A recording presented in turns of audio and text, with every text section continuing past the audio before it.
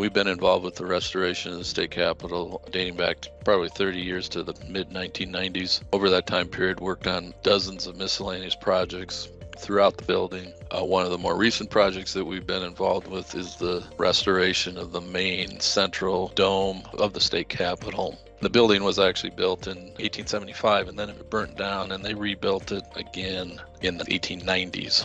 So the building is 130 plus years old. The construction of the main dome consists of a series of iron ribs that came up to a central point at the top of the dome, and then in between those ribs were masonry arches. Over time, a lot of this masonry then started deteriorating, and the deterioration occurred for many reasons, but a lot of it was the moisture from within the building just raises up because it's an open atrium. We needed to repair a bunch of that to reestablish the structural integrity of the roof, and the problem is, like any other kind of arch, if you start pulling out too many pieces of masonry, you're going to lose the arch. So you have to be somewhat selective and then go back in and repair it with new brick. And so that was the task that we had in place. The problem is there was really no way to access it up there.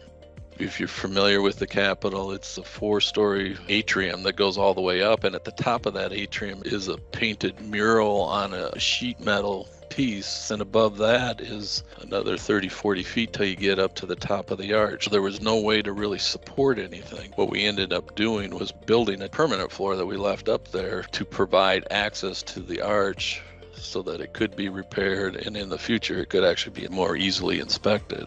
Structural steel really wasn't around back then. That didn't really come around to the early 1900s. Wrought iron or cast iron is what was used back then. The issue with those kinds of metals are that they're really high in carbon. When metals get really high in carbon, it becomes too brittle of a material that you can't weld it. We had to basically bolt everything, and in the process of bolting is drilling holes or punching holes in the existing stuff. It really did limit what we could do when we needed to tie to the existing metal ribs of the dome themselves. That was really a big part of what we were doing.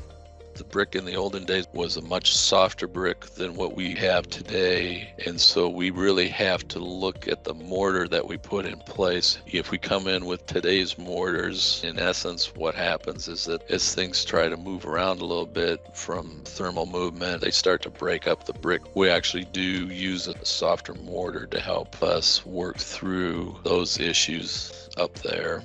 We ended up putting steel beams through windows, getting them pulled through and anchored in place, and putting open grating on top of that, and then getting stairs tied into it, and missing all the stuff that's up there that's hanging. It's like if you were working up there and you dropped a hammer, chances are it would pierce a hole through that mural. We needed to have something up there to really make sure that we weren't going to have those issues. And we're able to go outside then and reestablish the exterior cladding of the system that you see out there. They actually re-gold leafed the entire central dome of the Capitol.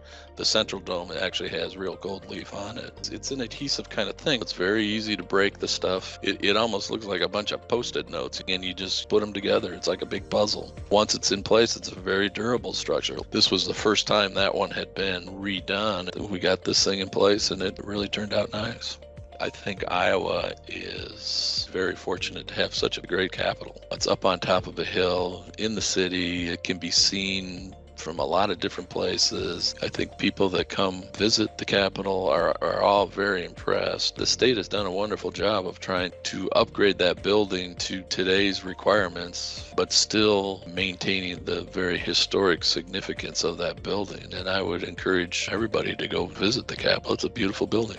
We hope you enjoyed today's video and found it helpful. If you did, please consider hitting the like and subscribe button to stay updated on future content.